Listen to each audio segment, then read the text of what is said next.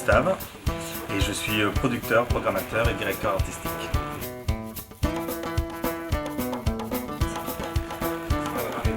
C'est maintenant.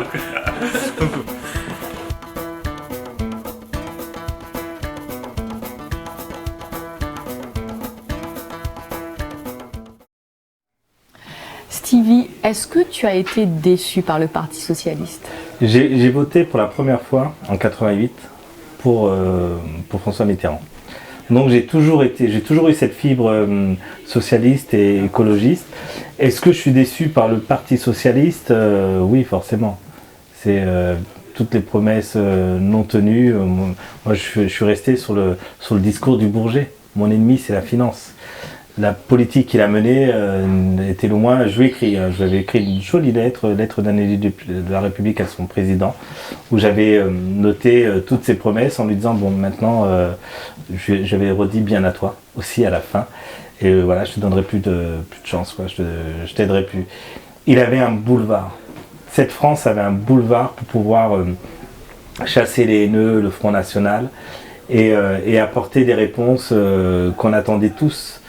Il ne l'a pas fait, il s'est trahi lui-même et c'est compliqué pour un militant parce que quand vous menez des batailles, vous allez frapper à la porte, vous allez essayer de convaincre les gens en disant mais le changement c'est maintenant, on a une chance, il y a eu Sarkozy, il y a eu machin, toutes les petites phrases, Guéant, Hortefeux, on voulait plus revivre ça et les petites phrases elles ont continué avec Hollande. Et elle continue avec Macron maintenant.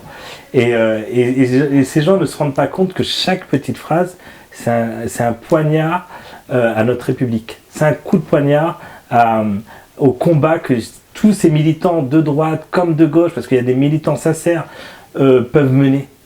Et décidés par des énarques, par des gens qui n'ont pas l'habitude de discuter avec le peuple ou le petit peuple. Et voilà, ils sont en train de gâcher tous notre beau pays, parce que la France est un beau pays et surtout il n'apporte pas de solution.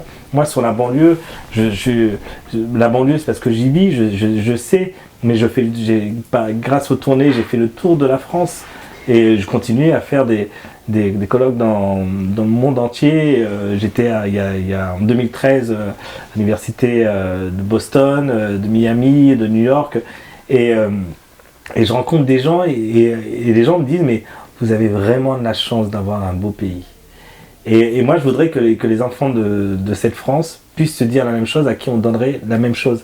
Mais c'est pas que la banlieue, encore une fois, parce qu'on veut m'enfermer dans un truc, t'es noir, forcément tu serais mieux parler de la banlieue que... Mais c'est faux, moi j'ai des blancs qui habitent en banlieue, qui parleraient peut-être mieux que moi de la banlieue, et ce que vivent les gens qui habitent en province, dans les campagnes profondes, c'est les mêmes mots MAUX que les mecs de la banlieue. Et c'est pire, des fois, il n'y a pas de route, il n'y a pas d'hôpitaux, il n'y a plus de docteurs, voilà. Et c'est ces réponses qu'il faut emmener. Et c'est pour ça qu'il y a eu les gilets jaunes à un moment donné. On a voulu stigmatiser les gilets jaunes. Moi, on m'a demandé, mais pourquoi tu vas pas manifester avec les gilets jaunes? Je comprends pas, tu as toujours été un militant. Je dis mais moi quand je suis petit, le médecin il m'a pris, il m'a mis une tape sur les fesses, il m'a mis un gilet jaune, il m'a dit débrouille-toi. Donc moi le gilet jaune, je l'ai depuis ma tendre enfance. Mais bien sûr que je suis d'accord avec plein de revendications avec les gilets jaunes. Et ça ne sert à rien de faire des pseudo-débats, d'enfermer tout ça dans une cocotte et de fermer de mettre un couvercle dessus. Parce que la cocotte minute, tôt ou tard, elle va encore exploser. Et ce sera pire encore. Et je trouve que les Français sont patients parce qu'avec ceux qu'ils vivent, moi je discute avec des retraités, des mamies, des papis, souvent des femmes seules qui ne peuvent plus subvenir à leurs besoins et j'ai pas de solution. Je me dis qu'en étant maire, dans la petite échelle, c'est-à-dire que je reprends en fait le truc inverse en me disant je pense qu'en haut je pouvais changer, c'est faux. En haut on ne peut pas changer. Même les présidents eux-mêmes, quand une fois élus, ils ne changent pas. Mais par contre en bas, avec la base, on peut essayer de changer et puis il y a quand même un pouvoir en tant que maire et puis faire remonter la merde. Et peut-être que l'odeur reviendra jusqu'en haut et ils diront là, il y a un problème, quoi. Alors, quand Taubira prend la décision de quitter le gouvernement, pourtant c'est le Parti socialiste qui est au pouvoir, quelle est ta réaction?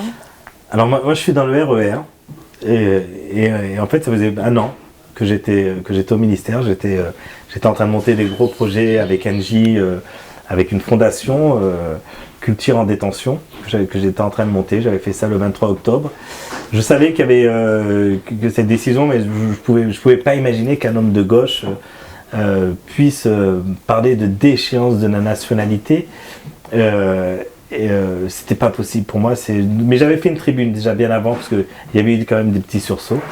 Et donc je suis dans mon RER et je reçois une annonce d'émission de Christiane Taubira. Et j'allais au ministère, j'étais à la bibliothèque et je dis non, c'est pas vrai, c'est une blague.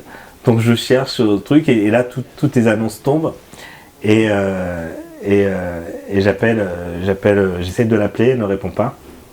Et j'arrive à Opéra, j'arrive place Vendôme.